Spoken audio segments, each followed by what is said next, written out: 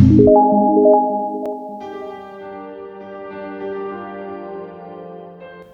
Dear friend, मैं अंकित एक और फिर से आप सभी का स्वागत करता हूं अपनी यूट्यूब चैनल अंकित बहुत कोड एंड हर्ट पर। मैं आज आपके लिए एक बहुत ही खास वीडियो लेकर आया हूं और एक अलग ही अंदाज में। नो डाउट कि ये वीडियो आपको बहुत अच्छा लगने वाला है। जी हाँ दोस्तों, अगर मैं आपसे कहूँ कि थॉमस अल्वा एडिसन, नाम तो सुना ही होगा आपने। अगर आज वो आपके सामने आकर के बैठ जाए या आपसे कहा जाए कि आप उनका इंटरव्यू लें या फिर उनसे आपको कुछ सवाल पूछने का मौका मिले, तो कैसे होंगे वो आपके सवाल?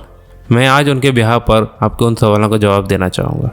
जी हाँ दोस्त, मुझे लगता है कि वो सवाल कुछ इस तरह से हो सकते हैं, जैसे कि आप क्या करते हैं, आपका जन्म कहाँ हुआ, क्या स्कूल में आपका अच्छा प्रदर्शन था, आपकी पहली नौकरी क्या थी, उसके बाद आपने क्या किया, आप एक आविष्कारक कैसे बने, आपने कहाँ काम किया, आपका सबसे महान आविष्कार कौन सा था, क्या उससे आपके जीवन में कुछ बदलाव आया, इसके अलावा आपने कौन कौन से आविष्कार किए, आपने कार्य से अवकाश कब लिया। आज लोग थॉमस अल्वा एडिसन को किस रूप में याद करते हैं? जी हाँ दोस्तों, तो इन्हीं सवालों का जवाब उनके बिहाफ पर मैं आज आपको देने वाला हूँ। जैसे कि पहला सवाल है, आप क्या करते हैं? मैं एक आविष्कारक हूँ। मैंने फोनोग्राफ और बिजली के बल्ब का आविष्कार किया है। बिजली के बल्ब के आविष्कार से पहले अपने घरों में रोशनी करने के लिए लोग मोमबत्तियों, पेट्रोमैक्स या तेल के दियों का प्रयोग करते थे। इनका उपयोग करना काफ़ी असुविधाजनक तो था ही, इनसे प्रकाश भी बहुत कम मिलता था। आज के दिन आप घर के किसी भी कमरे में जाएं और महज एक स्विच दबा दें, बस हो गया प्रकाश। इससे से आसान भला और क्या हो सकता है? बिजली के बल्ब की इजाद आविष्कारक थॉमस एडिसन ने लगभग 120 साल पहले की थी, 1871 में। लगभग एक वर्ष के कठिन परिश्रम के बाद वह बिजली का ऐसा बल्ब बनाने में सफल हुए जो लगभग 13 घंटे तक भरपूर प्रकाश देता था, जो कि उन दिनों के लिए किसी आश्चर्य से कम नहीं था, अद्भुत था। उनके इस आविष्कार को शीघ्र ही आम जनता ने अपना लिया। एडिसन ने बिजली का उत्पादन करने और उसे लोगों के घरों तक पहुंचाने का तरीका भी खोजा। हालांकि एडिसन मुख्य रूप से बिजली बल्ब के लिए ही जग प्रसिद्ध हैं, लेकिन यह उनका अकेला आविष्कार नहीं था। अपने लंबे कार्यकाल में उन्होंने 1000 से भी अधिक पेटेंटों के लिए आवेदन किया। इनमें शामिल हैं बोलने वाली गुड़िया, एक शुरुआती ग्रामोफोन और चलचित्र कैमरा। आज एडिसन को विश्व के महानतम आविष्कारकों में से एक माना जाता है। दूसरा सवाल है, आपका जन्म कहाँ हुआ? मेरा जन्म ओहायो में हुआ था। थॉमस एडिसन का जन्म 11 फरवरी 1847 में ओहायो के एक छोटे से नगर मिलान में हुआ था। उनका मध्य नाम अल्वा था। उसके परिवार के लोग उसे एल कहकर पुकारते थे। उसके पिता, माता, सैमुअल और नैन्सी के कुल 7 बच्चे थे, लेकिन उनमें से 3 की बहुत कम उम्र में ही मृत्यु हो गई। जब थॉमस का जन्म हुआ, उसके भाई बहन किशोरावस्था के हो गए थे। थॉमस के पिता का लकड़ी का व्यापार था, लेकिन उनका यह व्यापार असफल हो गया और 1854 में थॉमस और उसका परिवार मिशिगन के पोर्ट ह्यूरॉन शहर के एक घर में जाकर बस गए। थॉमस तब 7 वर्ष का था। सैमुअल को वहां की सेना छावनी में एक बड़ी का काम मिल गया और साथ ही उसे लाइट हाउस की देखभाल भी करनी होती थी। इन्हीं दिनों थॉमस को स्कारलेट फीवर नाम की बीमारी हो गई, जिससे उसकी सुनने की शक्ति को काफी नुकसान पहुंचा। जैसे उसकी उम्र बढ़ी, यह नुकसान बढ़ता ही गया। क्या स्कूल में आपका प्रदर्शन अच्छा रहा? नहीं, मैं केवल 3 महीने ही स्कूल गया। उसके बाद मेरी माँ ने मुझे पढ़ाया लिखाया। पोर्ट ह्यूरॉन पहुंचने के कुछ समय बाद ही थॉमस को एक स्थानीय स्कूल में भेजा गया। वह कुछ महीने ही वहां रुक पाया। थॉमस एक बहुत ही जिज्ञासु और चतुर बालक था। जी हाँ, सो मच क्यूरियस। लेकिन सही ढंग से ना सुनने की समस्या और उसके प्रश्न पूछने के लहजे के कारण उसके लिए परेशानियां खड़ी हो गई। उसके हिसाब से उसका सिलेबस बिल्कुल भी इंटरेस्टिंग नहीं था और कक्षा में उसका स्थान सबसे नीचे आता था। एक दिन उसने अपने अध्यापक को यह कहते सुन लिया कि थॉमस में कुछ तो गड़बड़ है। गुस्से में आग बबूला वह स्कूल छोड़कर ऐसा भागा कि फिर कभी वापस ही नहीं गया। थॉमस की मां नैन्सी एक प्रशिक्षित अध्यापिका थी और उसने अपने बेटे को घर पर ही शिक्षित करने का निश्चय किया। थॉमस को बुक्स पढ़ना विशेष रूप से पसंद था। जब वह 9 साल का था, उसने कुछ सरल वैज्ञानिक प्रयोगों के बारे में एक पुस्तक पढ़ी। उसने अपने घर के तहखाने में एक प्रयोगशाला बनाई और सेल्फ ही साइंटिफिक एक्सपेरिमेंट करने लगा। अगला सवाल, आपका पहला व्यवसाय कैसा था? जी हाँ दोस्तों, मैं रेलगाड़ियों में आकार बेचने का काम करता था। 1851 में जब मेरी उम्र 12 साल की थी, उस नगर से रेलगाड़ी चलना प्रारंभ हुई। Grand trunk rail road company ने पोर्ट ह्यूरॉन से डिट्रॉइट तक नई रेल सेवा प्रारंभ की। नन्हे थॉमस ने स्कूल के दिनों को पीछे छोड़कर अपने लिए एक रोजगार ढूंढ लिया। वह इन रेलगाड़ियों पर आकार बेचने का काम करने लगा। जल्दी उसने मिठाइयाँ और जलपान की अन्य वस्तुएं बेचकर कुछ अतिरिक्त पैसे कमाना भी शुरू कर दिया। सुबह तड़के थॉमस की दिनचर्या प्रारंभ हो जाती थी। जब वह डेट्रॉइट जाने वाली पहली ट्रेन पकड़ता, वह रात 9:30 बजे तक लौटकर पोर्ट ह्यूरॉन आ पाता। डेट्रॉइट में वह अपना समय लाइब्रेरी में पुस्तक पढ़कर बिताता। बाद में उसने कहा था कि यह उसके जीवन का सबसे सुखी समय था। अपनी कमाई के पैसों का उपयोग वह विज्ञान की पुस्तकें खरीदने और रेल के एक डिब्बे में अपनी प्रयोगशाला स्थापित करने में करता, ताकि विज्ञान अपनी रुचि को और विकसित करे और डेवलप कर सके। जैसा कि आपने पूछा उसके बाद आपने क्या किया, तो मैं बता दूं, मैंने एक टेलीग्राफ ऑपरेटर का काम किया। 1844 में एक अन्य अमेरिकन सैमुअल मॉर्स ने विद्युत टेलीग्राफ का आविष्कार किया था। मॉर्स कोड में बिंदुओं और रेखाओं की एक श्रृंखला का प्रयोग संदेश भेजने के लिए किया जाता था। एक तार के माध्यम से बिजली के छोटे बड़े कंपनों को भेजा जाता था, जो दूसरे सिरे पर बीप बीप की आवाज़ों के रूप में सुनाई देते थे। उधर बैठा ऑपरेटर इस मोर्स कोड को समझकर उसका वापस शब्दों में अनुवाद कर देता था। इतिहास में पहली बार अब लंबी दूरी तक संदेशों को तुरंत और आसानी से भेजा जा सकता था। थॉमस टेलीग्राफ की कार्यप्रणाली से मंत्रमुग्ध सा था, यहाँ तक कि उसने अपने घर पर भी अपना टेलीग्राफ बना लिया था। फिर 1862 में 36 वर्ष की अवस्था में वह एक टेलीग्राफ ऑपरेटर बन गया। उसे पहला काम पोर्ट ह्यूरोन के टेलीग्राफ कार्यालय में मिला। फिर 6 साल तक उसने एक घुमंतु टेलीग्राफर की तरह काम किया, यानी वह एक से दूसरी जगह घूमता रहता और जो भी उसे सबसे अधिक पैसे देने को तैयार होता वह उसका काम करता। थॉमस को रात्रि की पाली में काम करना अधिक पसंद था, ताकि वह दिन में अपना विज्ञान का काम जारी रख सके, लेकिन अक्सर उसके प्रयोग उसके लिए मुसीबत खड़ी कर देते थे। एक बार तो उसके कारण एक टेलीग्राफ ऑफिस में विस्फोट ही हो गया। वह कभी किसी काम पर अधिक दिन नहीं टिक सका। जैसा कि एक और सवाल, आप एक आविष्कारक कैसे बने? मैंने प्रसिद्ध वैज्ञानिक माइकल फैराडे की एक लिखी पुस्तक पढ़ी। हर साइंस वाले स्टूडेंट को पता होगा कि माइकल फैराडे कौन था। 1868 में थॉमस बोस्टन चला गया। उन दिनों अमेरिका के सर्वश्रेष्ठ वैज्ञानिकों और आविष्कारकों में से अधिकांश वहीं रहते थे और अपना काम करते थे। वेस्टर्न यूनियन टेलीग्राफ कंपनी में किए काम से उसने जो पैसा कमाया था, उसने उससे एक पुस्तक खरीदी जिसका शीर्षक टाइटल था विद्युत संबंधी प्रयोग एवं शोध। इस बुक के राइटर थे अंग्रेज वैज्ञानिक माइकल फैराडे। इस बुक को पढ़ने के बाद थॉमस की एक आविष्कार बनने की इच्छा और तीव्र हो गई और फास्ट हो गई। कुछ ही महीनों बाद थॉमस ने अपनी नौकरी छोड़ दी। वह अपने वैज्ञानिक प्रयोगों पर अधिक समय बिताना चाहता था। 1869 में उसे अपने पहले आविष्कार के लिए पेटेंट मिल गया। यह आविष्कार था बिजली से चलने वाली मतगणना मशीन, लेकिन अपने इस आविष्कार के लिए उसे कोई खरीदार नहीं मिला। लेकिन अगले आविष्कार को लेकर वह अधिक भाग्यशाली सिद्ध हुआ। इस मशीन का नाम था स्टॉक टेकर, जो कि टेलीग्राफ पर आधारित था। इसका उपयोग शेयर बाजार में शेयरों के दामों को एक से दूसरे कार्यालय भेजने के लिए किया जाता था। स्टॉक टेकर ने थॉमस को जो आय मिली उससे उसने न्यूयॉर्क, न्यू जर्सी में एक फैक्ट्री में कार्यशाला स्थापित कर ली। 1971 में उसने उस फैक्ट्री में काम करने वाली एक लड़की मैरी स्टीलवेल से विवाह कर लिया। जी हाँ, एक और नया सवाल, आपने अपना कार्य कहाँ किया? मैंने अपने आविष्कारों पर कार्य करने के लिए मैनेलो पार्क, न्यू जर्सी में एक फैक्ट्री की स्थापना की। 5 साल बाद 1876 में थॉमस ने फिर अपनी कार्यस्थली बदली। उसने मैनेलो पार्क नाम के एक गांव में कुछ जमीन खरीदी और वहां एक नई और बहुत विशाल कार्यशाला और प्रयोगशाला की स्थापना की। बहुत ही बढ़िया लैब बना ली।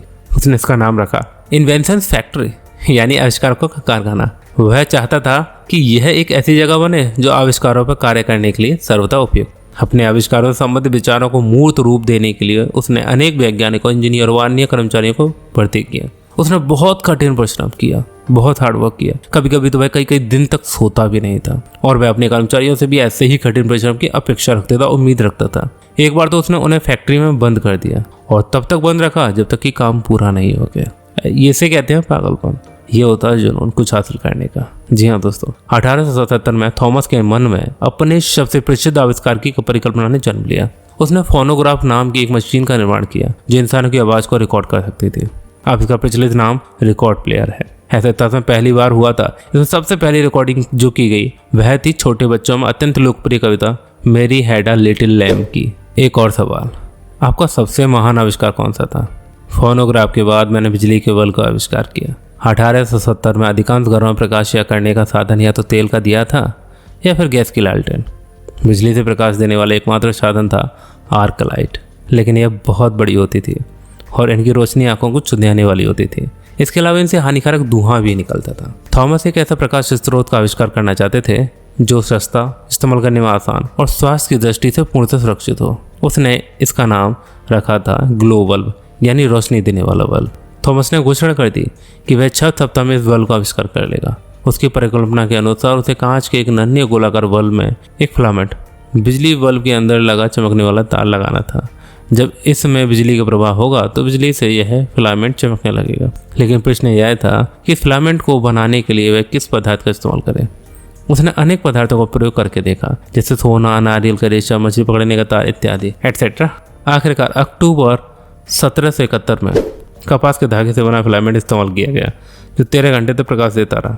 नए साल की पहली शाम पर मेनलो पार्क को इन नए बल्बों की लड़ियों से प्रकाशित किया गया। एक और सवाल, क्या इससे आपके जीवन में कोई बदलाव आया? हाँ, इसके बाद में बहुत प्रसिद्ध और धनवान हो गया। थॉमस चाहता था कि उसके बल्ब का इस्तेमाल सभी घरों, कार्यालयों और फैक्ट्रियों में हो, लेकिन इसमें एक अड़चन थी। इसके लिए आवश्यक था कि बिजली बनाने और उसे घर घर तक पहुंचाने की कोई व्यवस्था मौजूद हो। तो थॉमस ने इसका भी आविष्कार किया। सितंबर 1882 में न्यूयॉर्क में पर्ल स्ट्रीट बिजली घर ने काम किया। सितंबर 1882 में न्यूयॉर्क में पर्ल स्ट्रीट बिजली घर ने काम करना शुरू कर दिया। यह विश्व का पहला बिजली घर था। बिजली का यह व्यापार अत्यंत सफल रहा। थॉमस ने अमेरिका और यूरोप में अपनी अनेकों बिजली कंपनियां स्थापित कर ली। इससे वह अत्यंत धनी हो गया, लेकिन उस समय इस धन की ठीक से देखरेख करने की प्रतिभा नहीं थी। उसका धन फिजूल ही इधर उधर खर्च होता रहता था। अक्सर लोग कहते हैं कि थॉमस अल्वा एडिसन एक साइंटिस्ट था, लेकिन शायद आपको इस स्टोरी से पता चला हो कि वो एक वैज्ञानिक तो था ही, लेकिन एक बहुत बड़ा बिजनेसमैन भी था। फोनोग्राफ और बिजली के बल्ब के कारण थॉमस का सारी दुनिया में नाम हो गया। प्रसिद्ध वैज्ञानिकों, राजनेताओं और व्यापारियों से उसकी मित्रता हो गई। अमेरिका में तो लोग उसे जादूगर बुलाने लगे और उसे एक महानायक समझा जाता था। लेकिन 1884 में एक त्रासदी हुई, एक घटना हुई और उसकी पत्नी मैरी का टाइफाइड की बीमारी से देहांत हो गया। शायद मुझे लगता है आप और भी कुछ जानना चाहेंगे, जैसे कि क्या आपने कुछ अन्य आविष्कार भी किए? जी हाँ, मैंने अनेक आविष्कार किए, जिनमें से एक सिनेमा कैमरा भी शामिल है। मैरी के देहांत के 2 वर्ष बाद थॉमस ने फिर से विवाह किया। उसकी नई पत्नी का नाम था मीना मिलर। उसने कोशिश की कि थॉमस बहुत लंबा समय अपने काम में ना बिताकर अपने परिवार के साथ अधिक समय व्यतीत करे, लेकिन अपने इस प्रयत्न में वह सफल नहीं हुई। 1887 में Thomas West Orange, New Jersey में एक नई फैक्ट्री की स्थापना की। यह फैक्ट्री मेनलो पार्क की फैक्ट्री से भी 10 गुना बड़ी थी। इसके बाद सैकड़ों नए आविष्कारों की जैसे जड़ी सी लग गई, जिनमें शामिल थी एक बोलने वाली गुड़िया, जिसके अंदर एक सूक्ष्म फोनोग्राफ लगा था, जो बच्चों को कविताएं, नर्सरी रेम्स सुनाता था। थॉमस ने काइनेटोग्राफ और काइनेटोस्कोप नामक 2 मशीनों का आविष्कार भी किया। काइनेटोग्राफ एक प्रकार से शुरुआती सिनेमा कैमरा था और काइनेटोस्कोप का प्रयोग इन फिल्मों को देखने के लिए किया जाता था। लेकिन थॉमस के सभी आविष्कार सफल नहीं हुए। एक खदान प्रोजेक्ट में उसका बहुत पैसा नष्ट हो गया। उसके अलावा सीमेंट के सस्ते घर, जिनमें फर्नीचर भी सीमेंट का बना हो, बनाने की उसकी परिकल्पना भी बिल्कुल सफल नहीं हुई। लेकिन थॉमस ने हिम्मत नहीं हारी। उसकी पत्नी कहती थी कि वह सदा कुछ ना कुछ नए आविष्कार ईजाद करता ही रहता है, यहाँ तक कि अपने सपने में भी। इसे कहते हैं जुनून। देखा ना दोस्तों, एक्चुअली यही होता है पागलपन। जिन्हें कुछ हासिल करना होता है वो लड़ते रहते हैं अंत तक। सबसे पहले वो खुद से लड़ते हैं।